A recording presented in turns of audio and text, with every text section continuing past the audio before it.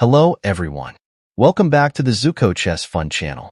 Today, we're going to review a match between Magnus Carslen and Alberto Santos Flores on January 2nd, 2024. Magnus is playing with the white pieces, while Alberto Santos is playing with the black pieces. Let's dive into the analysis. The game begins with Magnus moving the pawn to e4. Opening with the king's pawn controls the center and opens up the light-squared bishop and queen, often leading to sharp games. Alberto responds by moving the pawn to e6, initiating the French defense, preparing for d5. Magnus then moves the pawn to b3 to prepare for fianchetto of the dark-squared bishop. In chess, fianchetto refers to developing the bishop behind the row of pawns, situated on the long diagonal. This usually occurs when a player moves their pawn to the dark square located 2 squares behind the king's pawn, and then moves their bishop to the dark square behind that pawn. This strategy creates a strong and flexible bishop position, controlling the long diagonal in the center of the chessboard. Fianchetto is often used to reinforce defense or launch attacks from a distance, especially in the early stages of the game. Black then moves the pawn to d5, inviting pawn exchanges while developing the game. Indeed, Magnus' bishop moves to b2, where it will sit on the long diagonal. Continuing, the black pawn to d5 takes space in the center, attacks the e4 pawn, and allows white's light-squared bishop to move freely. Magnus' knight to c3 develops the game to attack and threaten the e4 pawn. Alberto responds with knight to f6, defending the attacked pawn.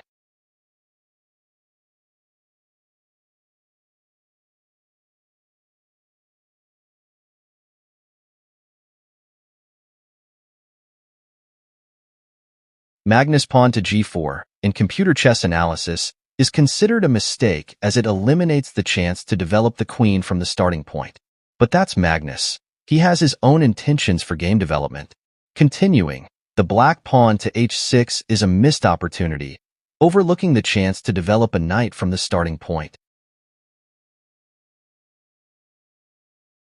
Magnus then moves the queen to e2.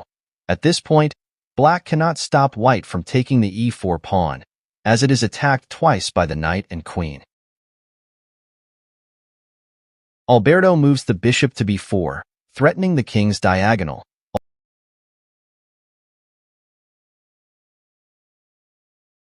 Although this move is less effective, Magnus then castles, bringing his king to a safer area, out of the center of the board, and developing the rook.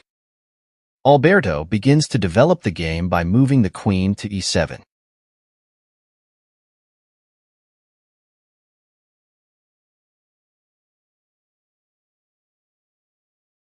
Magnus moves the king to b1, which is inaccurately missing an opportunity to capture a vulnerable pawn.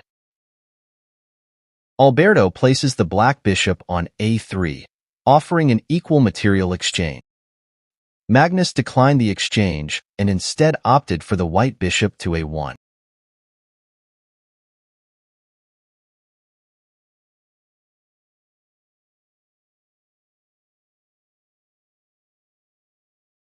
Next, Alberto made another inaccurate move with the black pawn to a5.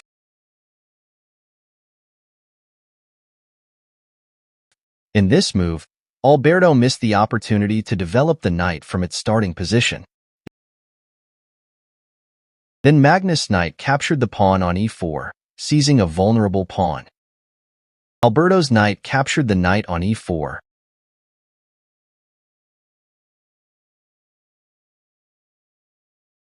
and Magnus' queen recaptured the knight. Subsequently, Alberto moved the next black pawn to a4, which wasn't a mistake, but also not the best move. Magnus' black bishop then captured the pawn on g7, remarkably inhibiting the opponent's ability to castle and thereby hindering their development.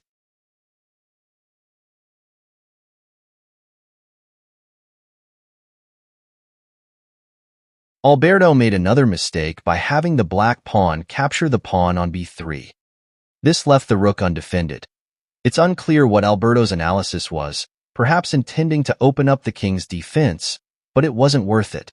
Magnus then had the black bishop capture the rook on h8. Alberto continued with the pawn, capturing the pawn on a2, simultaneously giving a check. Not bad. The black pawn is now free since it can no longer be challenged by the opposing pawn when attempting to promote. Magnus then moved the king to a1, which was the only successful move. This avoided a check from the pawn and pawn promotion.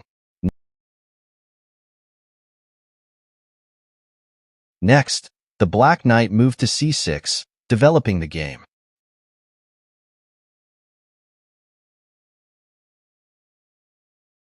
Magnus' bishop to b5 pinned the opponent's knight to the king. Alberto placed the bishop on d7 to protect the attacked knight. Next, the next white knight moved to f3, connecting the rooks and allowing them to provide mutual defense. The black queen moved to c5, attacking Magnus' bishop. The white queen to c4 was the best move, defending the attacked bishop. The black queen chose to capture the unprotected pawn on f2, simultaneously attacking the knight. The white rook moved to f1, defending the attacked knight. The black queen moved to g2 to seek a safer place.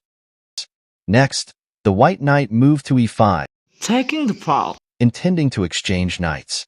Black accepted the exchange, with the black knight capturing the knight on e5. Then the bishop moved to e5, capturing the knight on e5, reclaiming control of the game.